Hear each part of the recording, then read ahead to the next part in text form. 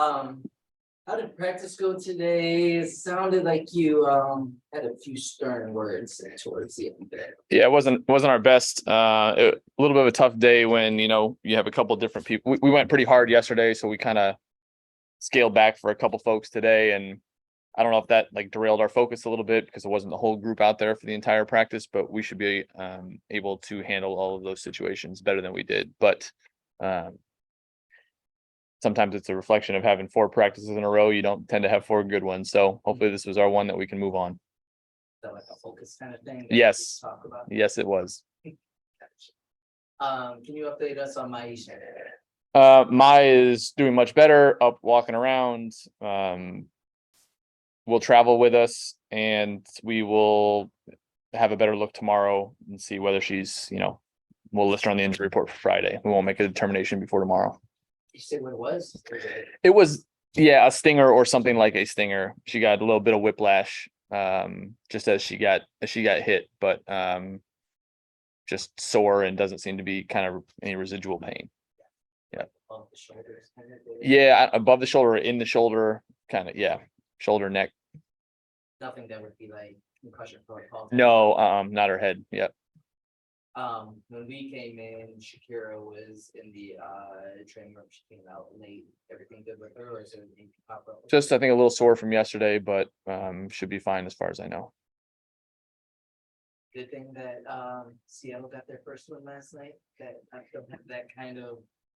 I don't know. You'll have you'll have to ask them. That could go one of two ways, I guess. But no, I think it was nice. I wish Minnesota had gotten a win before we played them. Not so much that it had anything to do with us, but like you hear everybody say, oh, 0-6, 0-6, and if Seattle loses, 0-5, 0-5, and you're watching the game going, no. If you watch the game, they're a good team. They have obviously good players. And usually there's a couple games before you get that first win where you could have won.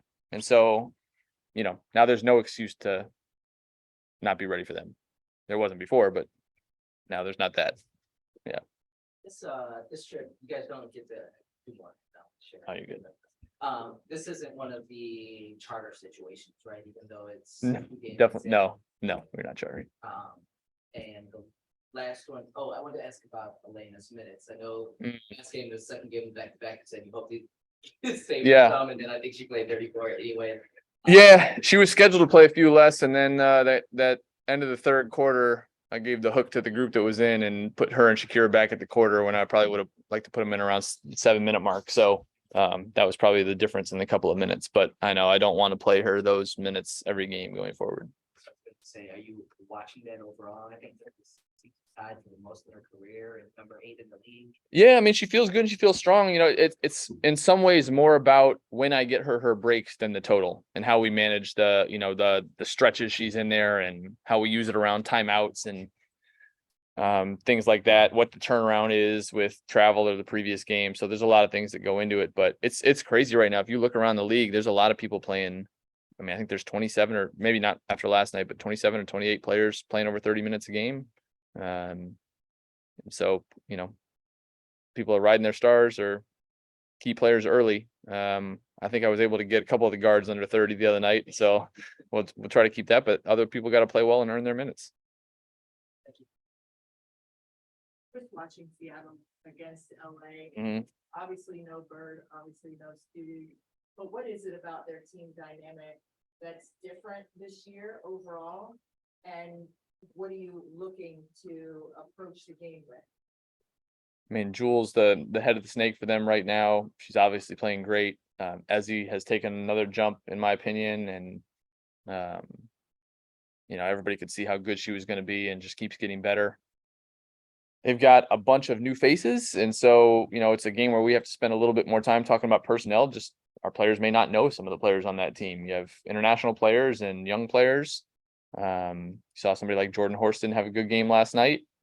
And so we got to be ready and respect everybody that steps on the court, because they still look to me like a lot of the hallmarks of a Seattle team in terms of their spacing and the way they try to run the ball up the floor. They're really good in transition, and Noel's obviously a good coach, and they're doing a lot of smart things.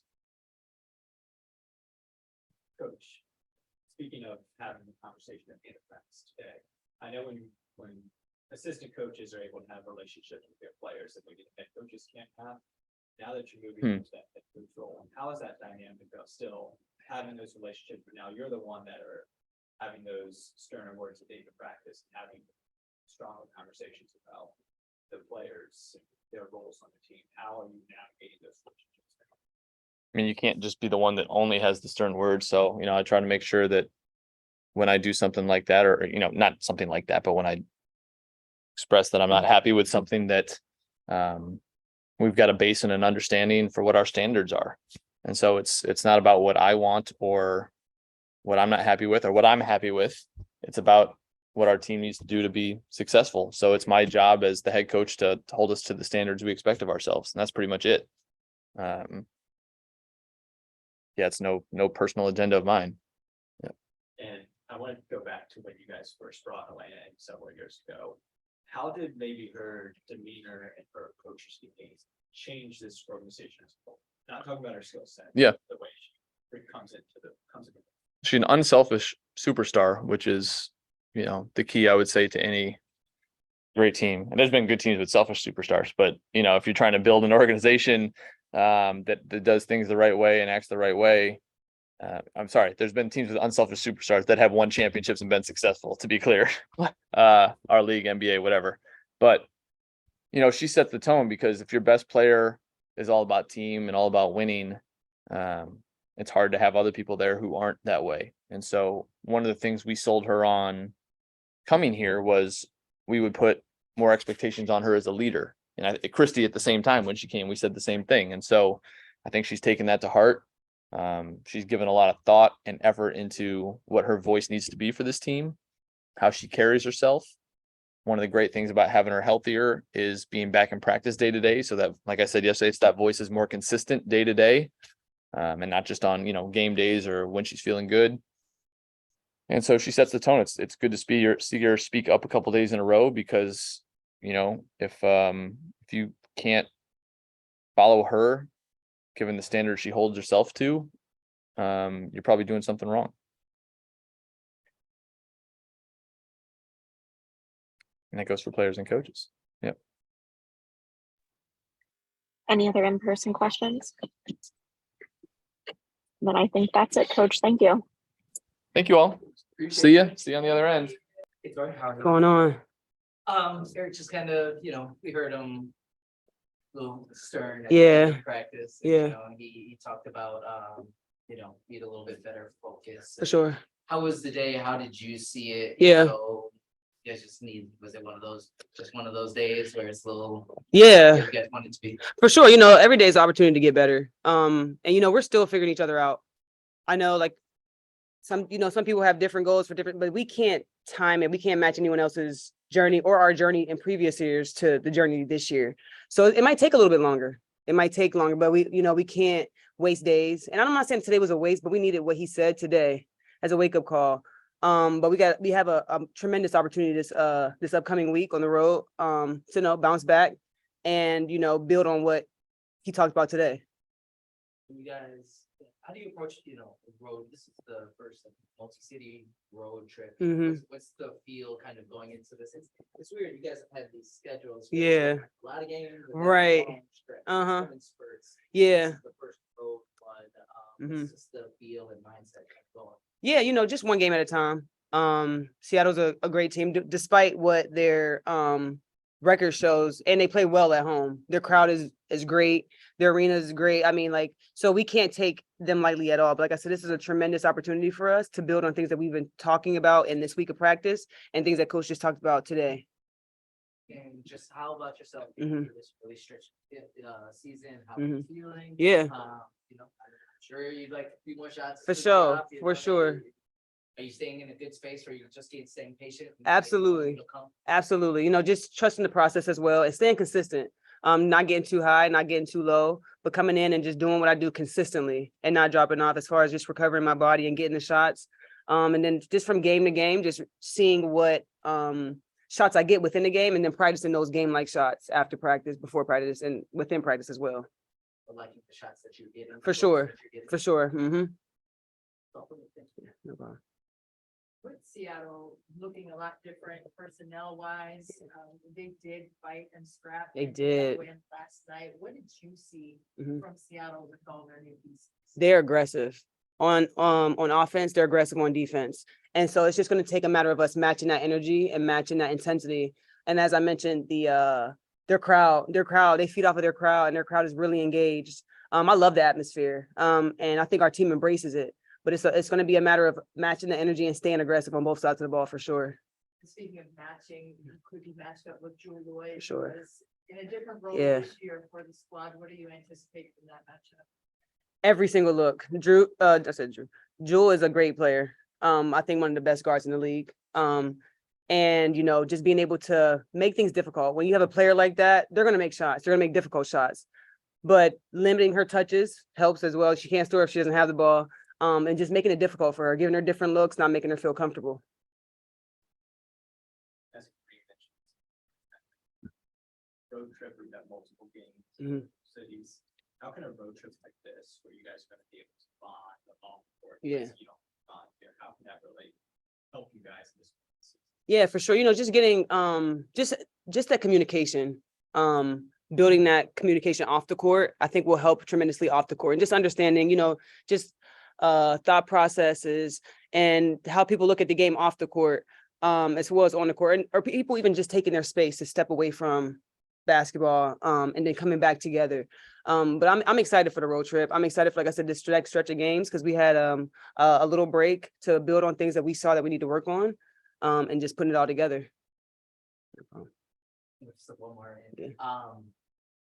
Just this year, the combination of Elena and Shakira, has there been anything what stands out to you, whether it's been a moment on the floor in a game, or something you see how they work together in practice? Yeah. When you see that dynamic with the two of them Yeah. working together, what impresses you the most? Yeah, I think the one thing that impresses me the most is, well, Della's just, not saying that Kira's not, but Della's just always consistent. Della's going to do what she does, but Kira's growth, just receiving and also just being able to articulate what she sees, and her perspective, and just talking as being a guard, just having that dialogue with the post player, what she sees, if she needs me to wait for screens, if she's going to slip. Just her that growth from seeing her from year one to year two is tremendous. And of course, I mean, I got a lot of that overseas. I saw the journey, unfortunately. Yeah. No problem. Any other in-person questions? Then I think that's it, Tori. Thank you. Thank you. Thank you, guys. Cool. Hello. Eric was a little bit stern at the end of the practice, even said, came in here and said, the focus wasn't quite there today. What did you see from practice, and, how do you, was it just kind of one of those, bad days happen kind of a thing? Yeah, I think we just got to clear some things up. I don't know if it's a mix of like some confusion or people are tired. I don't know, but today was just not pretty. I tried to get the group going by, lighting a quick fire, saying some things, but the group just didn't have it. So we're gonna have to refocus and clean some things up and lock back in tomorrow. As a leader, you do these things kind of just, everybody's human, so do these things just happen, or does that kind of sit with you? As a leader, I'm trying to read each person and see what's going on. I don't want to just assume that, someone's being lazy or someone's having a bad day. Like, I want to figure it out and ask them.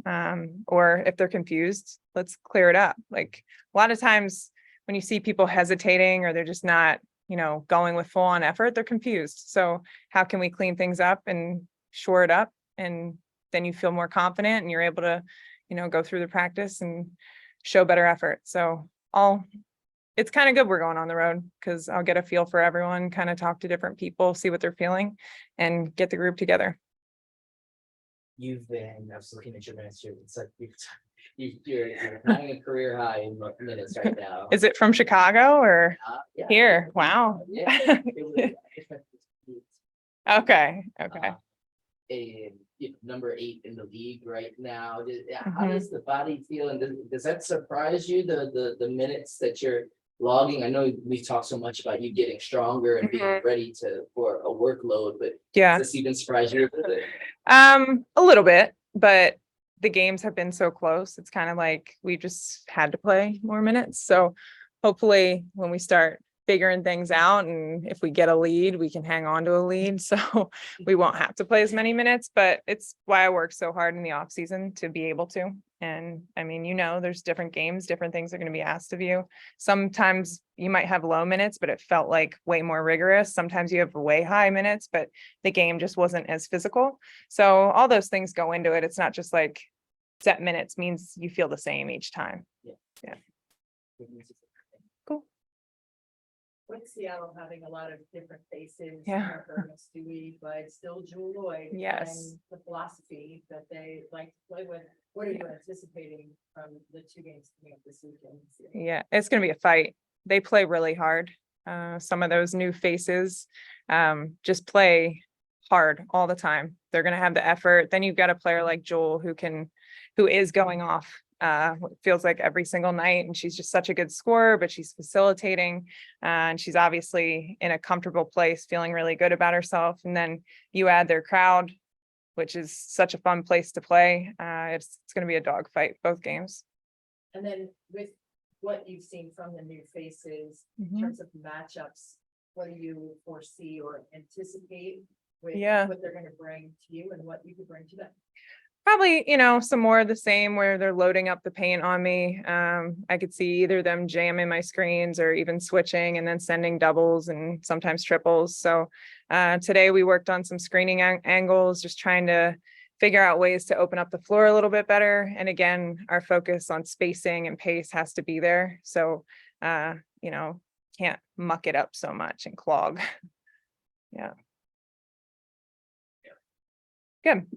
I'm curious if you don't mind sharing about the self-reflection process, your leadership style, Mhm. with the team, and how you're maybe year to year, week, however it is for you. What's the self-reflection process like? Yeah, it's grown and it's changed year to year. You have different teams, so different things are needed.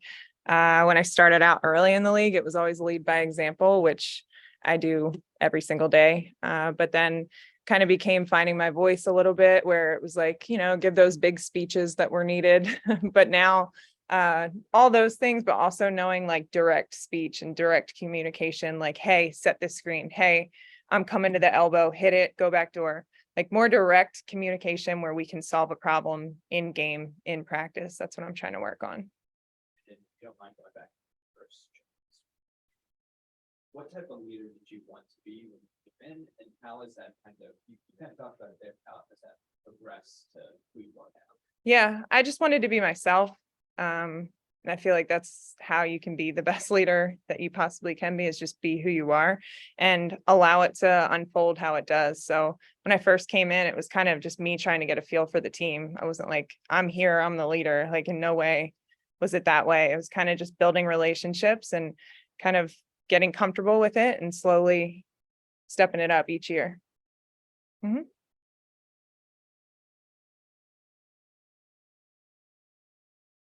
Any other in-person questions? We have one from Zoom then to Christos. Hey, Elena, how are you today? I'm good. How are you? I'm fine. Thank you very much. You said before that you want to be the best leader. So at this point of your career, how big is the will? How big is the desire to get better and better in every angle of your game? That desire is always there. I love the challenge of trying to find small pieces to my game to improve on. And I try to surround myself with people that will be able to push me to make those improvements. So every day I'm just trying to find a way to improve. And I'm also trying to find a way to get our team to take steps forward. And sometimes you want to see big leaps and bounds, but sometimes you also have to be okay knowing like it's going to take small steps and we just got to stay on the grind. And also about you and about your team, where would you like to set the bar for this season? What was that? Where would you like to set the bar for this season, for your game and for the team overall? I think just locking into each day. Unfortunately, we've had a little bit of inconsistency in our focus as a group.